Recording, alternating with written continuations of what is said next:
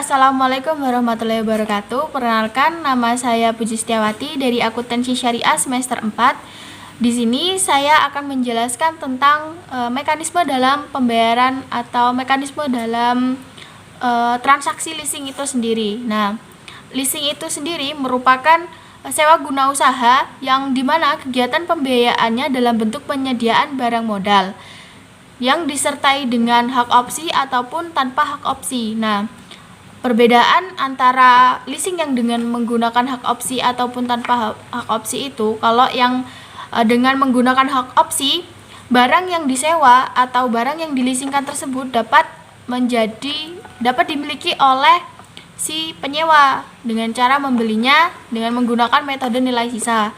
Nah, kalau misalnya dia tanpa hak opsi, apabila pembayaran leasing tersebut telah berakhir, maka penggunaannya pun akan berakhir dan tidak dapat dibeli oleh si penyewa, seperti itu. Kemudian dari definisi di atas dapat disimpulkan bahwa leasing merupakan suatu kegiatan sewa menyewa antara si penyewa dan juga si peminjam. Mekanisme transaksi leasing.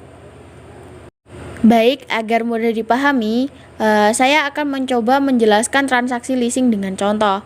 Sebagai contoh, leasing sepeda motor. Pada tahap pertama, seorang pelisi, kita bisa langsung sebut saja lisi. Lisi akan menghubungi supplier untuk pemilihan dan penentuan jenis barang.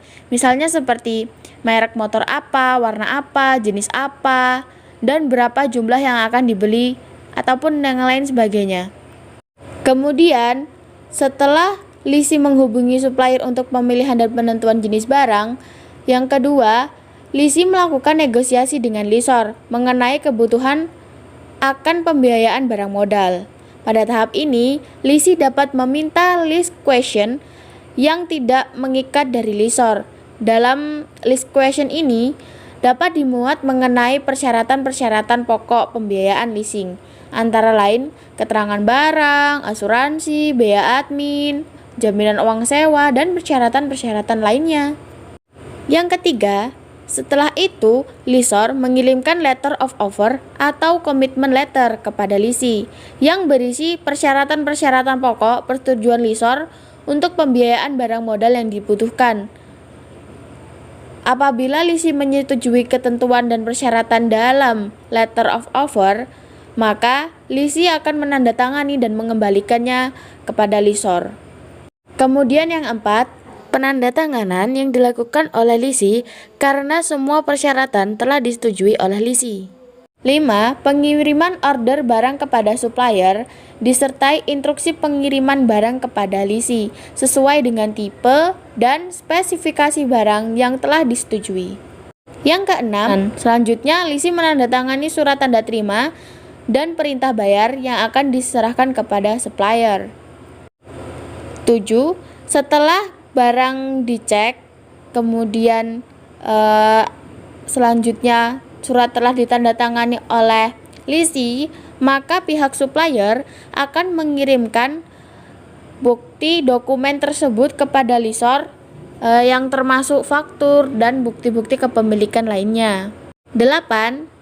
Kemudian lessor akan membayar kepada pihak supplier atas barang yang telah dipesan oleh si lisi. 9. Pembayaran angsuran. Nah, pembayaran angsuran ini dapat dilakukan secara berkala oleh lisi kepada lessor selama masa sewa guna usaha yang seluruhnya mencakup pengembalian jumlah yang telah dibiayai oleh lessor beserta dengan bunganya. Nah, pada bagian ini apabila telah mencapai akhir pada masa sewa guna, apabila seorang lisi memiliki hak opsi, maka barang tersebut dapat dibeli.